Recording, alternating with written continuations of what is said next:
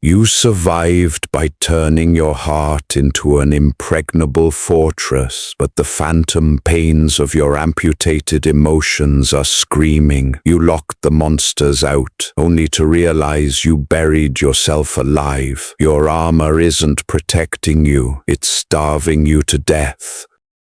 Have you ever experienced the terrifying sensation of being entirely dead while your heart is still actively beating in your chest? Picture yourself sitting in the middle of a vibrating crowd, the heavy bass of the music pounding against your ribs, the sharp clinking of glasses echoing around you, and the relentless buzz of laughter pulling at the corners of your mouth. You are smiling, your eyes are crinkling, but deep down, in a lightless abyss where no one else is permitted to look, you are drowning in a suffocating, paralyzing emptiness. It is a profoundly haunting paradox. Your flesh and bone are anchored to that room, but your soul is helplessly drifting across some barren, frozen wasteland, light years away. You observe the people around you like a forensic scientist, mimicking their rhythm, contorting your facial muscles to project the appropriate reactions, yet realizing with a sickening drop in your stomach that it is all just a meticulously choreographed theatrical performance. Tonight, as the thick darkness finally swallows the agonizing noise of the outside world, leaving only the relentless ticking of the clock and the heavy rhythm of your own breath, we are going to expose a brutal truth. It is the very truth you and I have exhausted our entire lives desperately trying to bury. Myth. Eryndor warmly welcomes you to a sanctuary where masks are no longer required. If these opening words resonate with the silent battles you fight behind closed doors, I urge you to subscribe to the channel right now. Your support is the vital heartbeat that empowers us to continue uncovering these profound psychological depths together. I know this agonizing emptiness because I lived it. I was once an absolute master of escape, forging an impenetrable iron armor to wear every single time I stepped out into the unforgiving world. That armor was not forged from strength. It was violently hammered into existence by the agonizing betrayals I never saw coming, the words that sliced through my naive trust like serrated daggers, and the sheer terror of being broken again. When human agony breaches the threshold of endurance, our brain activates a merciless survival mechanism. It simply decides to freeze the system. I convinced myself with a toxic certainty that if I could just eradicate my capacity to feel, absolutely no one would ever hold the power to destroy me again. So I built a fortress, an utterly impregnable citadel of apathy. I learned the dark art of smiling indifferently at profound loss. I trained myself to nonchalantly shrug my shoulders as deeply meaningful relationships burned to the ground. I proudly proclaimed to the world, and more dangerously to the mirror, that I was perfectly fine, entirely unbothered and untouchable. I genuinely believe that this calculated coldness, this absolute totalitarian control over my emotional spectrum, was the ultimate manifestation of maturity. I mistook emotional amputation for supreme power, but the terrifying reality, the secret that keeps you awake at 3 in the morning with your chest painfully tight, is that this fortress is actually a tomb and we are slowly running out of air. The cold isolation of that tomb was initially a comfort, but soon the very walls I built to keep the pain out began to crush the life within me. We operate under the tragic delusion that numbness is a selective shield, a highly advanced psychological filter that can somehow be programmed to block out only the agonizing stings of betrayal, heartbreak, and failure. But human emotion is not a buffet where you can carefully curate your plate. It is a singular, inextricably linked spectrum. When you pour concrete over your capacity to feel sorrow, you simultaneously pave over your ability to experience profound, unbridled joy. The exhaustion of constantly maintaining this facade is indescribable. It requires a colossal, draining amount of psychological energy to suppress the natural human instincts to weep, to scream, or to reach out for a comforting hand. I was a full-time warden of my own psychological prison, constantly patrolling the perimeters of my mind, terrified that a single rogue emotion might scale the walls and expose my deeply buried fragility. I watched couples holding hands in the park, laughing with an effortless vulnerability, and a sudden, sharp pang of envy would strike me, quickly followed by the harsh, conditioned reflex of cynical disdain. I convinced myself they were just foolishly setting themselves up for inevitable ruin, but the quiet, desperate voice in the deepest corner of my consciousness knew the agonizing truth. I was starving for the very connection I was relentlessly pushing away.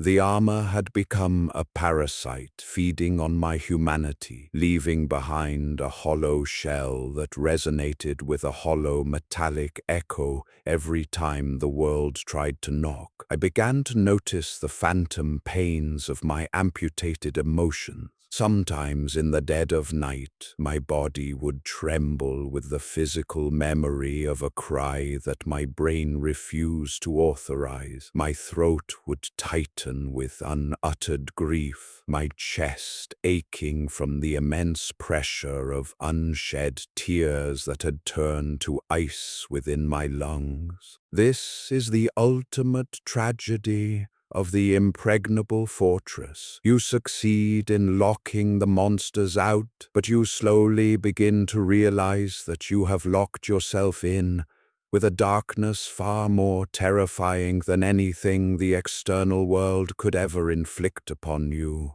You become a ghost haunting your own life, witnessing the beautiful, tragic, chaotic symphony of human existence from behind an impenetrable pane of soundproof glass.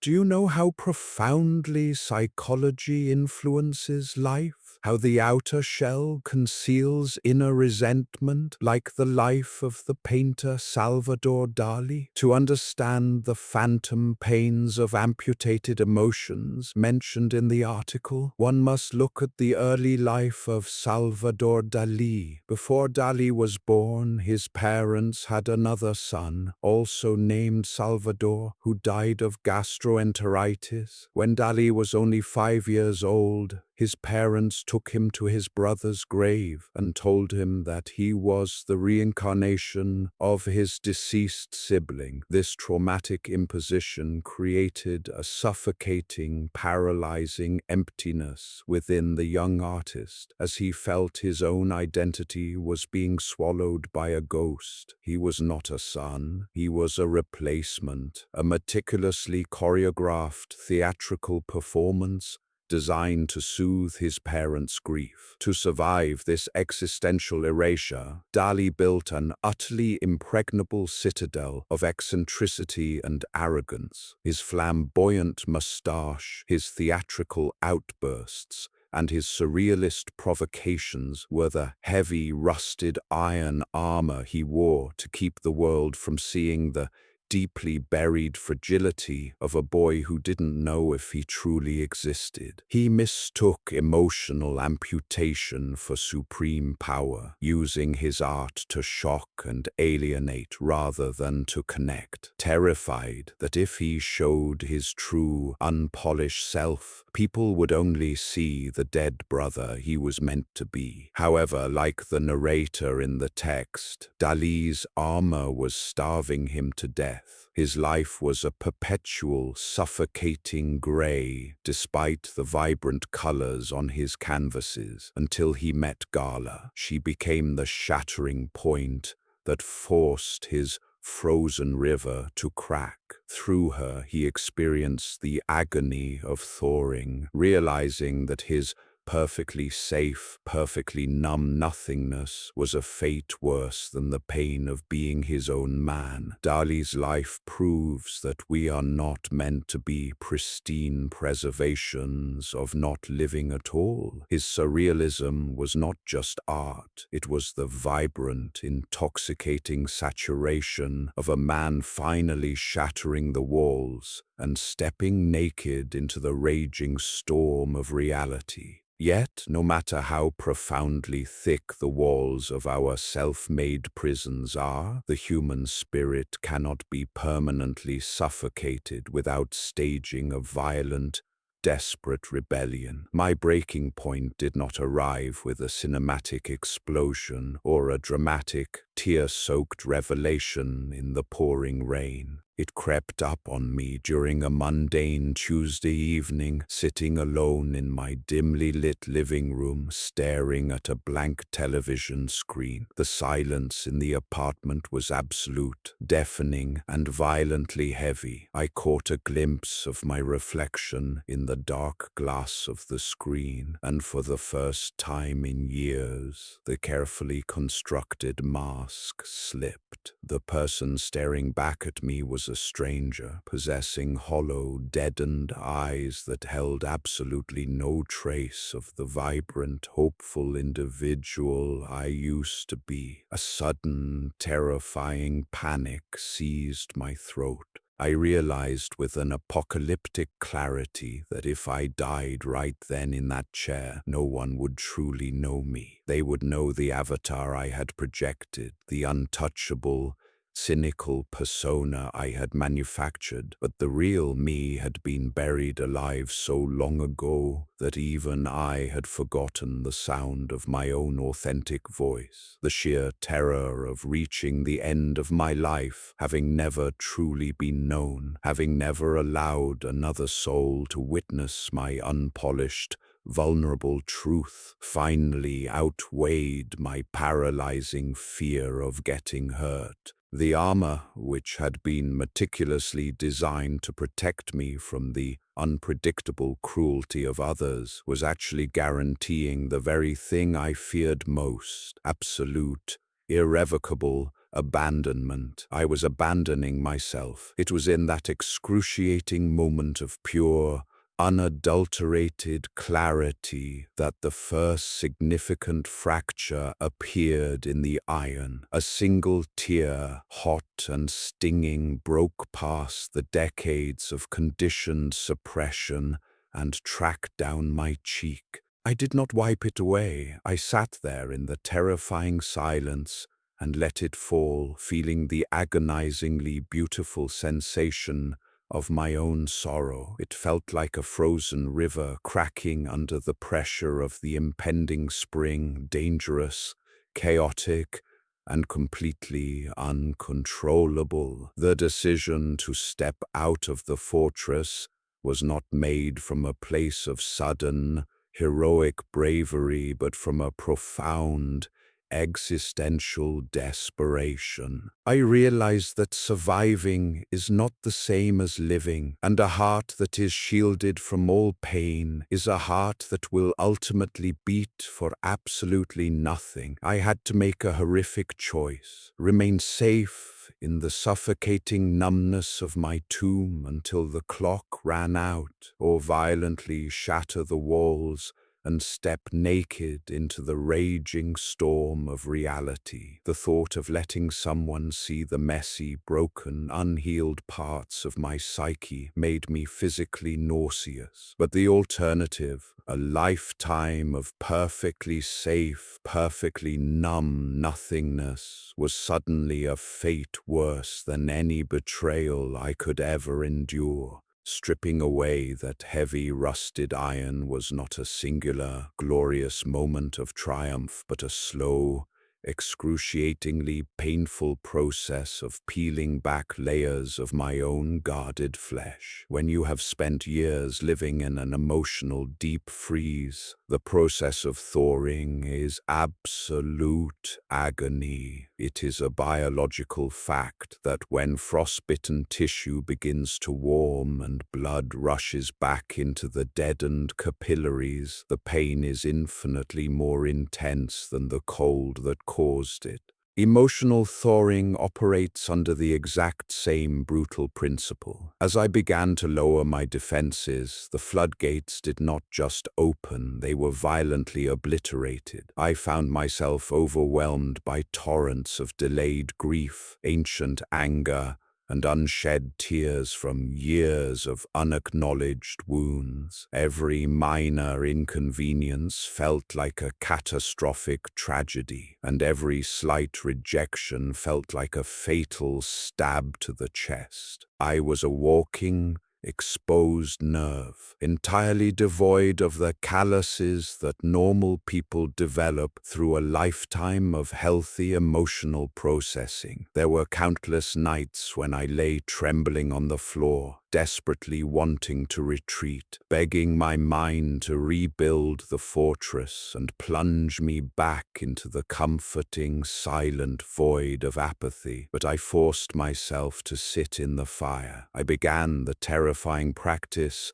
of looking people in the eye and saying that I was not okay, instead of deploying my default automated smile. I allowed myself to fully experience the crushing weight of disappointment without immediately rationalizing it away. I learned that true courage is not the absence of fear, nor is it the ability to withstand blows without flinching. Supreme psychological courage is the willingness to let your heart shatter into a million jagged pieces, and then having the audacious resilience to carefully pick up those pieces and slowly glue them back together, knowing perfectly well that it could happen all over again tomorrow. It is the profoundly terrifying act of extending trust to another human being while fully accepting the undeniable risk of betrayal. As the days bled into months, a miraculous transformation began to occur. Amidst the terrifying storms of sorrow and anxiety, I started to feel the warm, golden rays of genuine joy piercing through the clouds. Because I was no longer blocking out the pain, I was finally capable of feeling the breathtaking, soaring euphoria of love, connection, and profound gratitude. The laughter that erupted from my chest was no longer a calculated social performance. It was raw, spontaneous, and vibrated through every cell of my body. The colors of the world, which had been muted for so long, slowly began to regain their vibrant, intoxicating saturation. I realized that the vulnerability I had spent my entire adult life running away from was not a fatal weakness, but the very crucible in which all meaningful human connection is forged. Standing here today, fully exposed to the raw, unpredictable winds of reality, I can unequivocally tell you that the deep bruises of living are infinitely more beautiful than the pristine preservation of not living at all. The armor I once wore with such misguided pride has been entirely discarded, left to rust in the graveyard of my past traumas. I am no longer an untouchable fortress. I am a profoundly flawed, deeply scarred, entirely human being. And for the first time in my existence, I am genuinely proud of those scars. They are not embarrassing marks of weakness or defeat. They are profound, undeniable proof that I entered the arena, that I risked everything, and that I survived the devastating blows of life without allowing them to permanently harden my soul. I invite you to deeply examine the walls you have constructed around your own heart. Are they truly keeping you safe?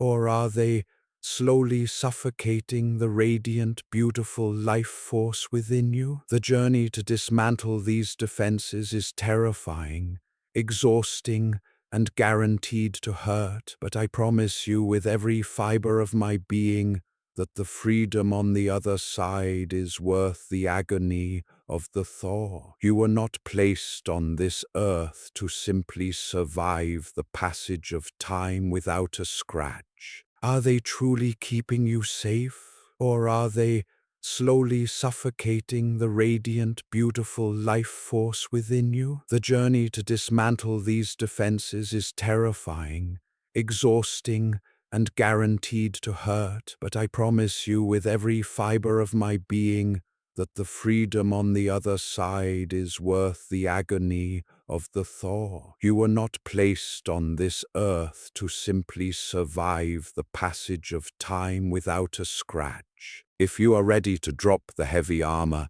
to finally breathe the crisp air of vulnerability, and to join a sanctuary of raw, unfiltered humanity, I ask you to subscribe and walk this path with us. The world does not need your perfectly crafted, invincible mask. The world desperately needs your fragile, beating, incredibly resilient heart. Let us brave the storm together. In retrospect, the journey from suffocating emotional numbness to vibrant vulnerability reveals one of the most profound paradoxes of the human experience. The very walls we build to protect ourselves from pain eventually become the silent prisons that starve us of joy. For years, the illusion of safety was maintained through an exhausting, heavy armor of apathy. Yet this psychological fortress merely manufactured a sterile, gray existence, utterly devoid of authentic connection and meaning. The shattering of this facade was not born of spontaneous heroism, but of sheer existential desperation to truly be known before life slipped away. Breaking down these deeply entrenched defenses initiated an agonizing period of emotional thawing, where long-suppressed grief and raw sensitivity flooded the system. However, enduring this fierce emotional fire was the essential price of readmission to the human race. By willingly embracing the inevitable bruises, rejections, and chaotic storms of reality, the capacity to feel profound love, unbridled joy, and genuine gratitude was miraculously restored. Ultimately, vulnerability is not a fatal flaw, but the ultimate crucible of strength. A life lived without a scratch is a life unlived. Authentic existence demands that we step out of our self-made tombs, shed our pristine, invincible masks, and bravely face the world. It is only through risking heartbreak that we can forge deep connections, turning our deepest scars into undeniable proof that we have genuinely and fiercely lived. True emotional safety does not exist in numbness or isolation, but in the resilient capacity to experience the full spectrum of human feelings. By selectively numbing our pain, and fleeing from the fear of betrayal, we unintentionally eradicate our ability to feel joy, love, and connection. Vulnerability is never a liability. It is the absolute prerequisite for a rich, authentic, and meaningful life. Our scars are not badges of failure, but beautifully raw evidence of our courage to deeply engage with the world. Start by identifying the invisible emotional walls you have constructed in your daily interactions. When you feel the immediate instinct to shut down, deflect with sarcasm, or isolate yourself after a minor rejection or disappointment, intentionally pause and choose to sit with the discomfort instead. Practice micro acts of vulnerability. Tell a trusted friend when you are genuinely struggling instead of relying on the automated "I'm fine." Express sincere affection without demanding a guarantee of it being returned, and allow yourself to cry when the weight of the day feels too heavy. Stop judging your negative emotions and simply allow yourself to process them. Accept that getting hurt is a natural, unavoidable part of human connection, and place your trust in your own psychological resilience to heal, adapt, and grow from those inevitable bruises. What is one small, specific step you can take today to lower your defenses and show your authentic self to someone you care about? Please share your thoughts and perspectives in the comments section below so our community can read, reflect, and learn from one another's experiences. If this message resonated with you, please hit the subscribe button to support the channel. Your subscription gives us the vital motivation to continue exploring the human psyche and creating more meaningful, transformative content for you in the future.